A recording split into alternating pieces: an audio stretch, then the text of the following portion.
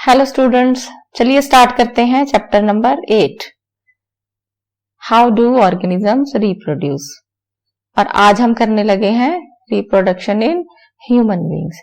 Topic शुरू करने से पहले एक छोटा सा जो है एक पिक्चर देखते हैं। देखिए क्या पता लगता है यहां से हमें। एक छोटा सा बच्चा दिखाई दे रहा है, मदर है, फादर है। मान लीजिए कि ये बच्चा मैं हूं, तो फिर ये हुए मेरे मदर एंड फादर, और ये हुए मेरे नानी और नानू, ये है मेरे दादा और दादी।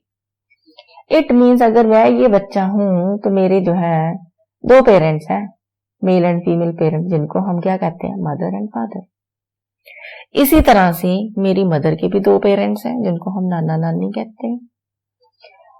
और फादर की साइड से अगर देखें तो फादर के भी दो पेरेंट्स हैं, दादा दादी। इट मीन्स कि ह्यूमन बींग्स के केस में पहली बात, दो पेरेंट्स इन्वॉल्व होते हैं, मेल एंड फीमेल, एक कपल है मेल एंड फीमेल का। और जो हमारे अंदर कैरेक्टर्स आते हैं वो दोनों लाइनेज से आते हैं, यानी कि मदर की लाइन से भी और फादर की लाइन से भी आते हैं। इट मीन्स जो क्रोमोसोमल मटेरियल या डीएनए हमारे अंदर इनहेरिट हो रहा है वो आधा हो रहा है मदर से, आधा हो रहा है फादर से। और फादर के अंदर भी आधा उनकी मदर से, आधा उनकी फादर से। And same in case of mother, mother के अंदर भी आधा डीएनए मटेरियल और क्रोमोसोमल मटेरियल आ रहा है उनके फादर से या मदर से। दो चीजें क्लियर हुई। एक तो ह्यूमन बीइंग्स के केस में दो पेरेंट्स होते हैं, male parent and female parent. Male parent is known as father, female parent is known as mother. और क्रोमोसोमल मटेरियल हाफ हाफ आता है दोनों लाइनेज से, मदर लाइन से भी और फादर की लाइनेज से भी। एक और बात है, नाना नानी के और भी तो बच्चे होंगे, और नाना नानी के और बच्चे यानी कि वो क्या हुए, वो हुए फिर मेरे मौसी और मेरे मामू। और नाना नानी के बच्चों में से एक हुई मेरी मदर। और दादा दादी की साइड से दादा दादी के और बच्चे हुए, और उनमें से एक तो जो है मेरे फादर हैं, दूसरे कौन हुए, मेरे बुआ और मेरे चाचू। अब बुआ, चाचू और फादर एक ही सेट ऑफ पेरेंट्स से प्रोड्यूस हुए हैं, लेकिन सारे अलग अलग हैं। इसी तरह से ही नाना नानी, इनके जितने भी बच्चे हैं इंक्लूडिंग माई मदर, सब अलग अलग नजर आ रहे हैं, यानी कि वेरिएशंस आती हैं। इट मीन सेक्सुअल रिप्रोडक्शन जो है उसमें क्या है, वेरिएशंस आती हैं। तो ये जो डायग्राम है इसे हमें थोड़ा सा आइडिया मिलता है about reproduction in human beings. So हम ये कह सकते हैं, पहली बात, ह्यूमन रिप्रोडक्शन जो है ये एक सेक्सुअल रिप्रोडक्शन की टाइप है, यानी कि रिप्रोडक्शन इज सेक्सुअल, जिसमें दो पेरेंट्स चाहिए, एक मेल पेरेंट चाहिए और एक चाहिए फीमेल पेरेंट। मेल पेरेंट जो है उसको हम क्या कहते हैं, फादर। फीमेल पेरेंट को हम क्या कहते हैं, मदर कहते हैं। और दूसरी बात, मेल और फीमेल पेरेंट दोनों से हमारे पास आधा आधा क्रोमोसोमल मटेरियल आएगा। जैसे कि अगर हमारे जो है फादर, उनके अंदर है 46 क्रोमोसोम हर सेल में, फीमेल के अंदर भी जेनेटिक मेकअप क्या है, 46 क्रोमोसोम्स का। तो मेरे अंदर भी तो 46 क्रोमोसोम आने हैं। अगर सपोज कर लो कि मेल के यानी कि फादर के भी 46 और मदर के भी 46 दोनों हो गए इकट्ठे, तो ये कितने हो गए, फिर ये तो डबल हो गए। मेरे अंदर भी तो कितने आने चाहिए, मेरे अंदर भी तो फिर 46 का जीनोटाइप होना चाहिए।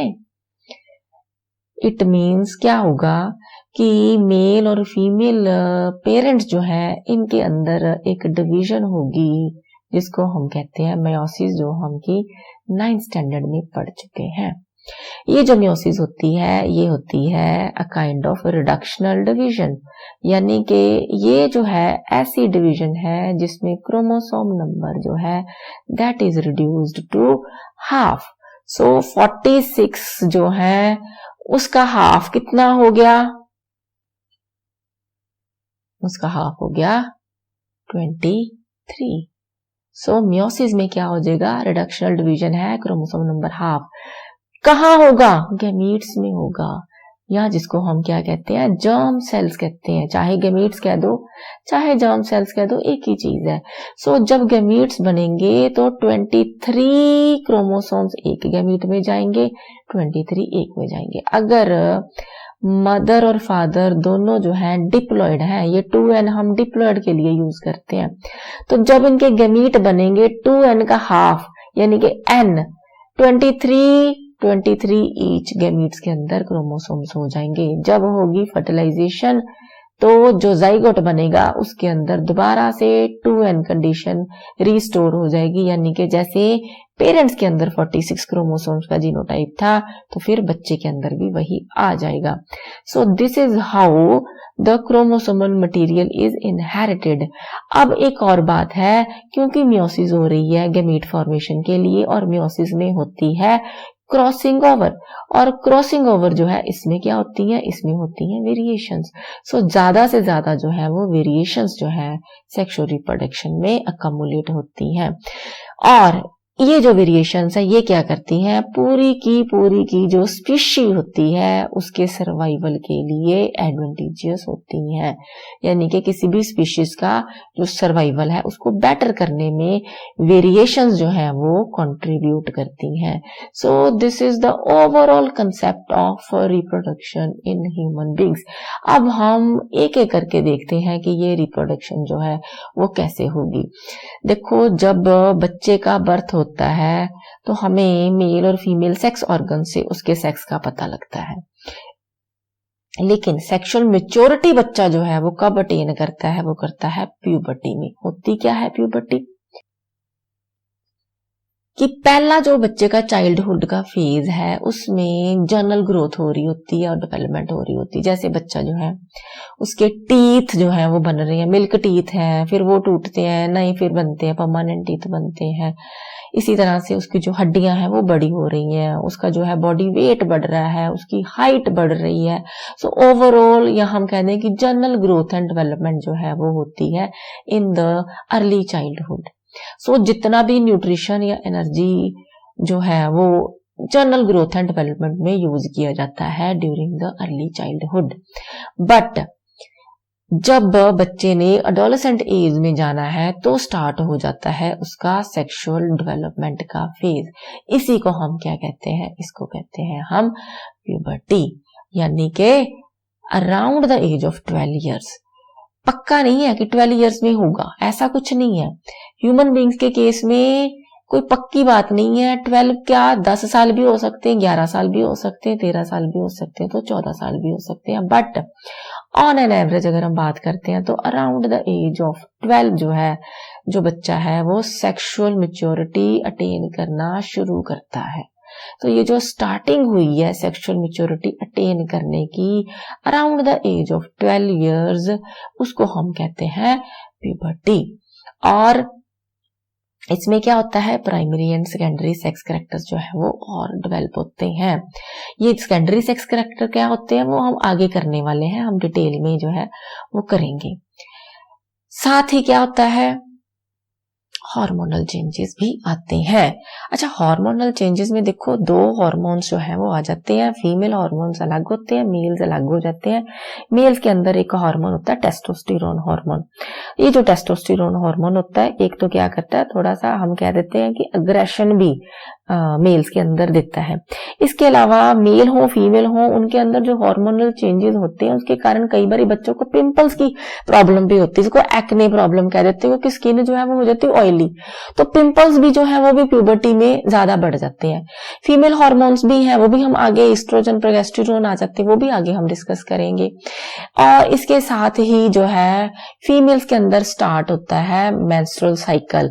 सो starting of the menstrual cycle in the females is known as menarche. ये क्या होता है मेंस्ट्रुअल साइकिल, हम डिटेल में करने वाले हैं। सो आफ्टर अटेनिंग प्यूबर्टी जो है सेक्सुअल डेवलपमेंट जो है, सेक्सुअल मैच्योरिटी जो है वो स्टार्ट हो जाती है। जब देखो एक ह्यूमन फीमेल का बर्थ होता है तो उसकी ओवरीज के अंदर थाउजेंड्स ऑफ जो एग फॉलिकल्स हैं वो होते हैं, लेकिन जब प्यूबर्टी आएगी तो वो जो फॉलिकल्स है उसमें से एक एक करके जो है फिर वो मैच्योर होना शुरू हो जाएंगे। तो अब हम देखते हैं सेकेंडरी सेक्स कैरेक्टर्स जो है वो क्या होते हैं। कुछ करेक्टर जो है सेकेंडरी सेक्स करेक्टर वो मेल्स में और फीमेल्स में एक जैसे भी होते हैं, लेकिन कुछ जो है वो अलग भी होते हैं। जैसे पहले हम मेल्स के अंदर देखते हैं कि कौन से सेक्स करेक्टर जो है वो होते हैं। जैसे कि थिक हेयर ग्रोथ होती है in the armpits and in the genital area between the thighs का जो एरिया है। Then hair on the legs and arms जो है वो हो जाते हैं। एंड बियर्ड एंड मस्टैशेस, ये भी देखो, ये जो बियर्ड एंड मस्टैशेस है ये भी एडोलेसेंट एज में एक जैसा पैटर्न नहीं होगा। कुछ बच्चे हैं जिनकी बियर्ड जो है वो जल्दी आ जाएगी, कईयों की लेट आ जाएगी, कईयों की मस्टैशेस जो है वो अर्ली आ जाएंगी। इसी तरह से कईयों की जो है बियर्ड एंड मस्टैशेस वो जो है पैचेस में, या आप कह लो कि एकदम से डेंस नहीं होगी, कईयों की डेंस भी हो जाएगी। तो अपना अपना पैटर्न रहता है, लेकिन सब नॉर्मल है, ऐसी कोई बात नहीं कि सबका एक जैसा होगा। देन ब्रॉड पेक्टोरल गर्डल होता है। पेक्टोरल गर्डल क्या है? शोल्डर का गर्डल है। बॉयज के अंदर जो है शोल्डर जो है वो ब्रॉड होते हैं और मसल डेवलपमेंट जो है वो ज्यादा होती है, और क्रैकिंग साउंड है, लो पिच साउंड होती है मेल्स के अंदर। और गर्ल्स के कंपैरेटिवली थोड़ा सा जो है बिहेवियर अग्रेसिव होता है बॉयज का। That is because of the hormone testosterone. तो ये सारे जो कैरेक्टर्स हैं these are known as secondary sex characters. इसी तरह से जो है फीमेल्स के अंदर भी सेकेंडरी सेक्स कैरेक्टर जो है वो आने शुरू हो जाते हैं प्यूबर्टी में। जैसे कि फीमेल्स के अंदर भी hair growth in armpits and genital area आता है, hair on legs and arms आते हैं। तो कुछ तो होगी जो कॉमन है between the males and the females. इसके अलावा ब्रेस्ट डेवलपमेंट, मेमोरी ग्लैंड्स जो है वो फीमेल्स में डेवलप होती हैं, तो ब्रेस्ट डेवलपमेंट जो है वो भी हो जाते हैं। इसके अलावा ब्रेस्ट जो है उनके जो निप्पल्स का जो एरिया होता है वो थोड़ा सा ज्यादा पिगमेंटेड भी हो जाता है। पेल्विक गर्डल जो है वो थोड़े से ब्रॉड हो जाते हैं, यानी कि जो कमर का हिस्सा है वो ज्यादा ब्रॉड होता है। Then increase in adipose tissue, जो फैट टिश्यू होता है ना वो ज्यादा होता है गर्ल्स में। बॉयज में मसल्स ज्यादा है और जो गर्ल्स होती हैं उनमें एडिपोज टिश्यू जो है वो ज्यादा होता है। साउंड का भी बड़ा फर्क पड़ जाता है। जो मेल्स है उनके अंदर लो पिच साउंड है, जो फीमेल्स है उनके अंदर हाई पिच साउंड है, और मेंस्ट्रुअल साइकिल जो है वो स्टार्ट हो जाता है। ये मेंस्ट्रुअल साइकिल क्या होता है आगे हम करने वाले हैं डिटेल में, लेकिन पहले जो है हम सेकेंडरी कैरेक्टर्स जो है उनको अच्छे से देख लें। और ये हो गए secondary characters in females. Males में एक और चीज है कि जो प्राइमरी सेक्स कैरेक्टर्स भी डेवलप जो हो रहे हैं, तो कई बारी ड्यूरिंग डे ड्रीम्स और ड्यूरिंग नाइट जो है जो पेनिस है उनका वो बड़ा भी हो सकता है या वो इरेक्ट भी हो सकता है। सो ये भी एक फीचर जो है वो बच्चों में इस एज में आ जाता है। घबराने वाली कोई बात नहीं है, सारी चीजें जो है वो नॉर्मल ही है। अब हम देखते हैं male reproductive system. So this is the male reproductive system. इसमें दो तरह के ऑर्गन्स मेन रहेंगे। एक तो वो ऑर्गन्स हैं जिनमें कि गैमीट्स यानी कि स्पर्म्स जो है वो बनते हैं, और बाकी ऑर्गन्स हैं जो उन स्पर्म्स को फीमेल रिप्रोडक्टिव सिस्टम का जो ट्रैक्ट है वजाइना उसके अंदर पहुंचाने का काम करते हैं। बनते कहां पर हैं गैमीट्स? टेस्टिस में बनते हैं। ये जो टेस्टिस है ये कहां होती है? ये एक पाउच में होती है। इस पाउच को क्या कहते हैं? इसको कहते हैं स्क्रोटम। कहां पे होता है? ये एक्स्ट्रा एब्डोमिनल है, यानी कि हमारे एब्डोमेन के बाहर की तरफ होता है। बाहर क्यों होता है? क्योंकि जो टेस्टिस है यहाँ पे बनने हैं स्पर्म्स यानी कि गैमीट्स। इनके बनने के लिए जो टेम्परेचर चाहिए वो हमारे बॉडी टेम्परेचर से 2 या 3 डिग्री सेल्सियस कम का टेम्परेचर चाहिए। इसीलिए ये जो टेस्टिस है ये इंट्रा एब्डोमिनल नहीं होती बल्कि एब्डोमेन के बाहर होती है, एक्स्ट्रा एब्डोमिनल होती है, और ये स्क्रोटम के अंदर होती है। ये जो स्क्रोटम होता है ये एक पाउच है जिसके अंदर टेस्टिस जो है वो पड़ी होती हैं। और क्या बनता है यहाँ पे? ये बनते हैं स्पर्म्स। और ये जो स्पर्म्स है वो जो है चले जाते हैं इस पार्ट में बनने के बाद। इसको क्या कहते हैं? इसको कहते हैं एपिडिडिमस। यहाँ पर जो है स्पर्म्स वो स्टोर्ड रहते हैं, और वो तब तक स्टोर रहते हैं या तो ऐसा हो कि जब पेनिस स्टिमुलेट हो तो वो जो स्पर्म्स हैं वो बाहर निकल जाएंगे। लेकिन अगर काफी टाइम जो है पेनिस के अंदर कोई स्टिमुलेशन नहीं होती और वो बाहर नहीं जा पाते तो वो क्या करते हैं? वो फिर डिग्रेड कर जाते हैं। जो पुराने बने हैं वो डिग्रेड कर जाएंगे, जो नए बने हैं वो दोबारा से यहाँ पे एपिडिडिमस के अंदर आ जाएंगे। इसी तरह से ये जो एपिडिडिमस है, यहाँ से स्पर्म्स को कैरी करने के लिए एक डक्ट है, इसको क्या कहते हैं, इसको कहते हैं वास डेफरेंस। ये जो छोटी सी ट्यूब लाइक स्ट्रक्चर नजर आ रही है, this is what, this is vas deferens. ये जो वास डेफरेंस है, अब ये देखो एब्डोमेन के अंदर चली गई है, अंदर जाकर के ये देखो ये यूरिनरी जो ब्लैडर के साथ वाले यूरिटर्स हैं उनके ऊपर से कॉइल होकर के आ रही है, ठीक है जी। और यहाँ पर आकर के ये यूरिथ्रा के साथ आके मिल जाती है। ये यूरिथ्रा क्या होता है, यूरिनरी ब्लैडर के बाहर का जो डक्ट है उसको हम क्या कहते हैं, यूरिथ्रा, जिससे कि यूरिन निकल कर जाना होता है। इट मीन्स कि ये जो यूरिथ्रा है जिससे कि यूरिन निकल कर जाना होता है, ये यूरिथ्रा जो है ये कॉमन पैसेज हो गया फिर स्पर्म्स के लिए भी। लेकिन एक बात और भी है कि स्पर्म्स और यूरिन जो है कभी भी एक टाइम पे इस यूरिथ्रा में से नहीं निकल सकते, इधर जो है यूरिन निकलेगा या स्पर्म्स निकलेंगे। So one at one time निकल करके जा सकते हैं, लेकिन जो यूरिथ्रा है that is common for the sperms as well as for the urine. और आगे जो है ये डक्ट ये जाती है पेनिस के अंदर। पेनिस क्या है, ये वो वाला पार्ट है जो बाहर हमें नजर आता है। और ये जो पेनिस है इसका जो फंक्शन होता है कि ये जब सेक्सुअल एक्ट के दौरान स्टिमुलेशन होती है तो ये स्टिफ एंड इरेक्ट हो जाता है, और इंटरनल फर्टिलाइजेशन के लिए ये जो फीमेल वजाइना है उसके अंदर डिस्चार्ज करता है सीमन को, ताकि स्पर्म जो है वो अंदर चले जाए।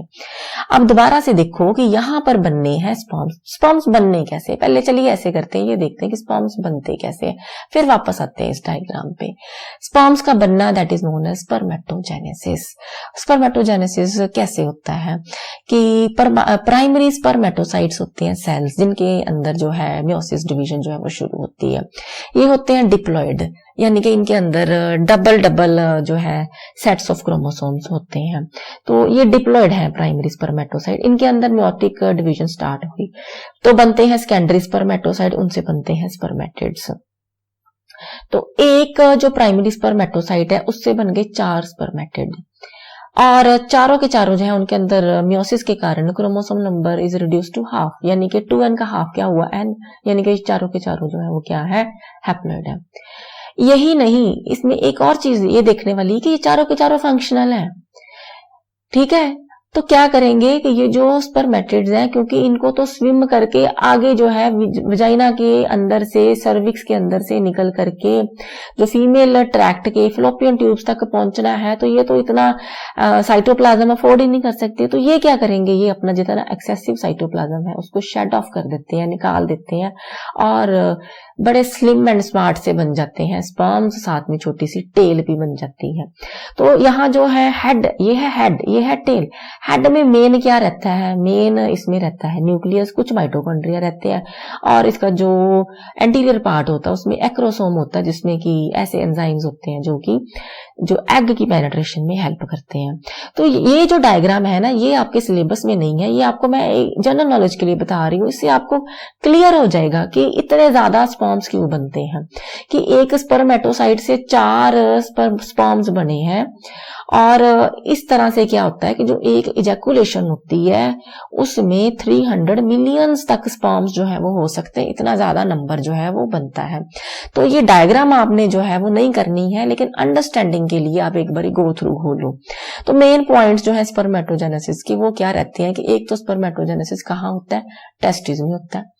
डिवीजन कौन सी होती है, मियोसिस होती है, और chromosome number is reduce to half, यानी कि डिप्लॉइड से क्या हो जाएंगे, हैप्लॉइड हो जाएंगे, और हैप्लॉइड स्पर्म्स आर प्रोड्यूस्ड। और ये क्या है, मोटाइल, क्यों, क्योंकि इनके पास ना तो ज्यादा साइटोप्लाज्म है, और दूसरा क्या है, इनके पास टेल है, टेल से ये स्विम करके जा सकते हैं। तो ये हो गया स्पर्मेटोजेनेसिस, कहाँ हो रहा है, टेस्टिस में हो रहा है। दोबारा आते हैं पुराने वाले डायग्राम में, ये डायग्राम दोबारा से देखते हैं।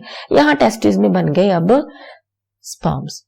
अब ये जो स्पर्म्स हैं कुछ देर के लिए यहाँ स्टोर हुए एपिडिडिमस में, और सेक्सुअल एक्ट के दौरान जो है वास डेफरेंस ने इनको अंदर कैरी किया।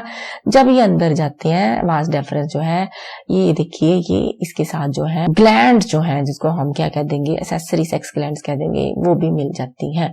इसमें से एक pair of seminal vesicle glands आ जाता है, एक आ जाता है प्रोस्टेट ग्लैंड, और एक पेयर आ जाता है काउपर्स ग्लैंड या बल्बो यूरिथ्रल ग्लैंड्स का भी। होता क्या है कि ये जो जो ग्लैंड्स हैं ये भी स्पर्म्स के साथ अपना जो है सिक्रीशंस डालती हैं, फ्लूइड डालती हैं और न्यूट्रिटिव सब्सटेंसेस भी डालती हैं। सेमिनल वेसिकल जो है ना ये बेटा डालती है फ्रक्टोज शुगर। ये जो फ्रक्टोज शुगर होती है ये ह्यूमन बॉडी में सिर्फ और सिर्फ सीमन में ही मिलती है। सो सेमिनल वेसिकल ने सिक्रीशंस डाल दी अब यहाँ पर इस डक्ट में, वास डेफरेंशिया में या वास डेफरेंस में, जिसमें स्पर्म्स जो है वो आ रहे हैं। अब जब ये जो स्पर्म्स हैं वो सेमिनल वेसिकल की सिक्रीशन को लेकर आगे गए, आगे ग्लैंड कौन सी आ गई, प्रोस्टेट ग्लैंड आ गई। फिर आगे गए तो कौन सी ग्लैंड आ गई, काउपर्स ग्लैंड या बल्बोयूरेथ्रल ग्लैंड आई। तो इन्होंने सभी ने अपनी अपनी सिक्रीशंस डाल देनी है। तो अब यहाँ पर स्पर्म्स के साथ फ्लूइड भी आ गया जो लुब्रिकेट भी करेगा, और ये जो फ्लूइड है ये न्यूट्रिशन भी देगा और ट्रांसपोर्ट भी ईजी हो जाएगा स्पर्म्स का इनसाइड द फीमेल ट्रैक्ट। तो अब यहाँ पर जो बन गया है स्पर्म्स के साथ ये मिक्सचर, इसको हम कहते हैं सीमन। तो सीमन जो है अब इसने बाहर जो है वो निकलना है। और क्या होता है, बल्बोयूरेथ्रल ग्लैंड जो है या काउपर ग्लैंड जो है ये अल्कलाइन सिक्रीशन जो है वो भी रिलीज करती है। जो होता है यूरिन वो होता है एसिडिक, लेकिन यहां से जो यूरिथ्रा में से निकल करके यूरिन गया हुआ है इसने यहाँ पर एसिडिक पीएच कर दिया है। इसको अब कौन न्यूट्रलाइज करेगा, काउपर ग्लैंड की जो सिक्रीशंस हैं जो अल्कलाइन है वो क्या करेंगी, इस यूरिथ्रा को अल्कलाइन कर देंगी, क्लीन कर देंगी, एसिडिटी जो है यूरिन की वो हो जाएगी खत्म। और फिर जो है सीमन जो है वो एंटर करेगा। सेक्सुअल एक्ट के दौरान स्टिफनेस होगी, यहाँ पर पेनिस जो है इसके अंदर बहुत ज्यादा ब्लड फ्लो जो है वो बढ़ जाता है, साइज इनलार्ज हो जाता है, स्टिफनेस आ जाती है और इरेक्शन हो जाती है। तो होता क्या है कि यहां से इरेक्शन के बाद सीमन जो है यूरिथ्रा के थ्रू ये जो है यहाँ पर ओरिफाइस इसके थ्रू जो है वो बाहर निकलेगा और कहाँ चला जाएगा, ये चला जाएगा फीमेल ट्रैक्ट के अंदर चला जाएगा। फर्टिलाइजेशन में फिर ये हेल्प करेगा। तो ये हो गया मेल्स का रिप्रोडक्टिव सिस्टम। अब सीमन क्या हुआ, ऐसा फ्लूइड हुआ जिसमें स्पर्म्स के साथ साथ न्यूट्रिटिव फ्लूइड है जो न्यूट्रिशन भी देता है और ट्रांसपोर्ट ऑफ स्पर्म्स को भी इजी कर देता है। इजैकुलेशन क्या होती है, release of semen from the penis during the sexual act, इसको कहते हैं इजैकुलेशन। एक इजैकुलेशन में कितने स्पर्म्स होते हैं, बहुत ज्यादा होते हैं, 200 to 300 मिलियंस ऑफ स्पर्म्स पर इजैकुलेशन हो सकते हैं। सो ये तो हो गया हमारा अपना मेल रिप्रोडक्टिव सिस्टम। अब आगे फीमेल रिप्रोडक्टिव सिस्टम जो है उसको हम करेंगे नेक्स्ट वीडियो में share. Thank you so much and have a nice day.